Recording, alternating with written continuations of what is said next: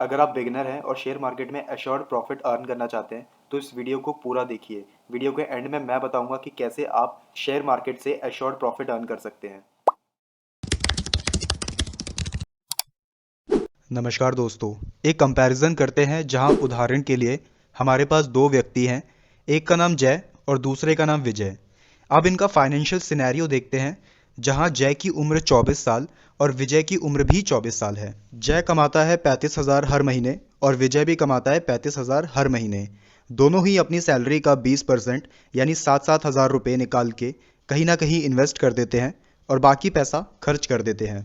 अब जय अपने 7,000 को एफडी या किसी डेट बॉन्ड में इन्वेस्ट करके एक साल में 7% इंटरेस्ट कमाता है।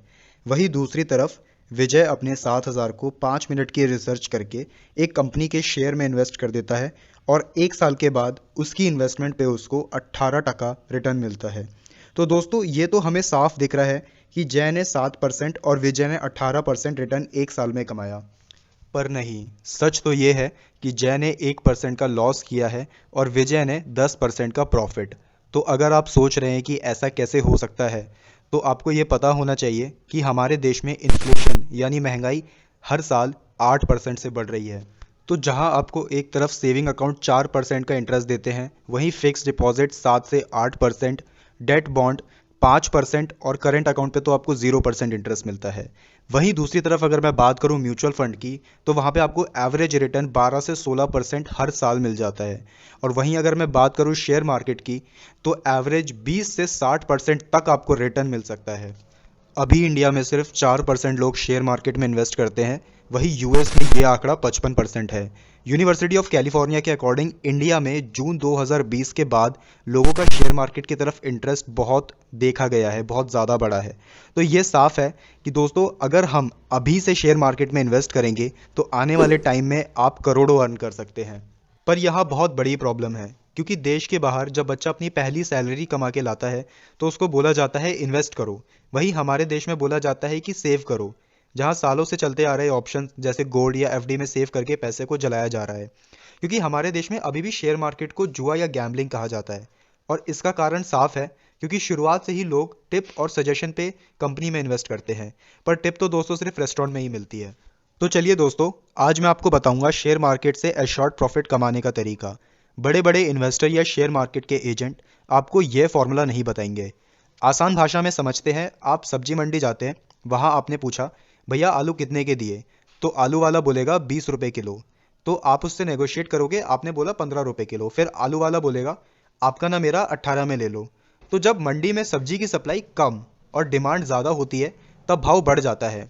वहीं दूसरी तरफ जब सप्लाई ज़्यादा और डिमांड कम होती है तब भाव नीचे यानी सस्ता चला जाता है।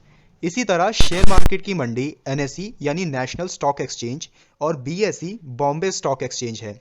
यहाँ निफ्टी 50 का मतलब देश की 50 सबसे बड़ी कंपनी का समावेश होता है।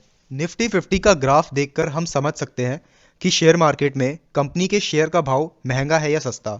जो लोग बोलते हैं निफ्टी 50 क्या है हमें समझ नहीं आता, तो यही लोग सिर्फ टिप पर भरोसा करते हैं और लॉस करते हैं, क्योंकि टिप रेस्टोरेंट में मिलती है, शेयर मार्केट में नहीं।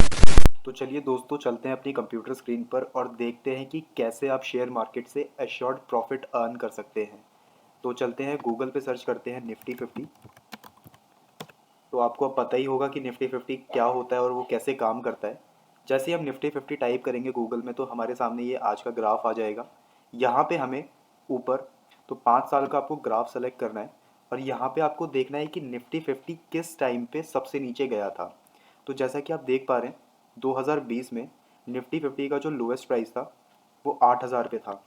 इसका मतलब है निफ्टी 50 की जो भी कंपनीज है, जिस भी कंपनी में आप इन्वेस्ट कर रहे हैं, उसका शेयर प्राइस 8,000 तक जा सकता है। मतलब उसका जो पॉइंट है वो 8,000 तक जा सकता है। अगर निफ्टी 50 8,000 से नीचे जाता है तो वो बहुत ज़्यादा रेयर केस होगा। इसका मतलब है कि 8,000 से भी नीचे जा सकता है, बट वो बहुत ज़्यादा रेयर केस है।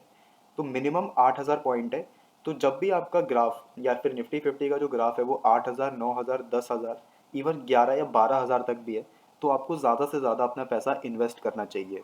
वहीं दूसरी तरफ हम देखते हैं तो अभी कुछ टाइम पहले जो ग्राफ है वो 18,600 पे था। दैट मीन्स ये हाईएस्ट पीक पॉइंट है जहाँ पे हमारा निफ्टी 50 बिल्कुल पीक पे था। तो इस टाइम पे आपको ज़्यादा से ज़्यादा पैसा डाइवेस्ट करना चाहिए। डाइवेस्ट का मतलब है या तो आप बहुत कम पैसा इन्वेस्ट करें या फिर आप पैसा रिटर्न कर लें, मतलब पैसे को वापस मंगा लें शेयर मार्केट से, क्योंकि इस टाइम पे आपको अच्छे प्रॉफिट्स मिल रहे हैं यहाँ पे। तो अब आपको पता चल गया है कि अगर आपका ग्राफ नीचे जाता है, 8000 पॉइंट पे जाता है, 8000, 9, 10, 11, 12, तो वहाँ पे आप ज़्यादा से ज़्यादा पैसा इन्वेस्ट करें। वहीं दूसरी तरफ अगर आपका जो ग्राफ है, जो निफ्टी 50 का ग्राफ है, वो टॉप पे है, जैसे अभी करंट में 18,000 मैंने बेंचमार्क लिया है, तो 15,000 से ऊपर है, 15, 16, 17, 18, तो आपको कम से कम पैसा इन्वेस्ट करना है। अगर आप करना भी चाहते हैं तो कम से कम पैसा इन्वेस्ट करिए, और हो सके तो पैसे को वापस भी ले सकते हैं आप अकाउंट के अंदर, क्योंकि आपने इस टाइम पे काफ़ी अच्छा रिटर्न अर्न कर चुके होंगे आप। तो यहाँ पे आपको स्टॉक प्राइस काफ़ी महंगा मिलेगा 18,000 पे, बट वहीं 8,000 की अगर हम बात करें, 8, 9, 10, 11 या 12,000 की मैं बात करूँ, तो यहाँ पे आपको अच्छी कंपनी के शेयर प्राइस काफ़ी सस्ते पे मिल रहे हैं, तो आप इस टाइम पे परचेज कर सकते हैं। अब आपको ये स्ट्रैटेजी काफ़ी अच्छे से समझ आ गई होगी कि आपको किस बेंचमार्क पे इन्वेस्ट करना है और किस बेंचमार्क पे आपको डाइवेस्ट करना है, या फिर बहुत कम पैसा इन्वेस्ट करना है। तो दोस्तों ये थी वो स्ट्रैटेजी जिससे बड़े बड़े इन्वेस्टर्स बहुत अच्छा प्रॉफिट अर्न करते हैं और लॉन्ग टर्म में अपने पैसे को इन्वेस्ट करते हैं शेयर मार्केट के अंदर। तो अगर आपको ये वीडियो अच्छी लगी हो, प्लीज़ इसको लाइक करिए, अपने दोस्तों और फैमिली के साथ शेयर करिए, और ऐसी ही इंटरेस्टिंग वीडियोस देखने के लिए हमारे चैनल को सब्सक्राइब करिए। धन्यवाद।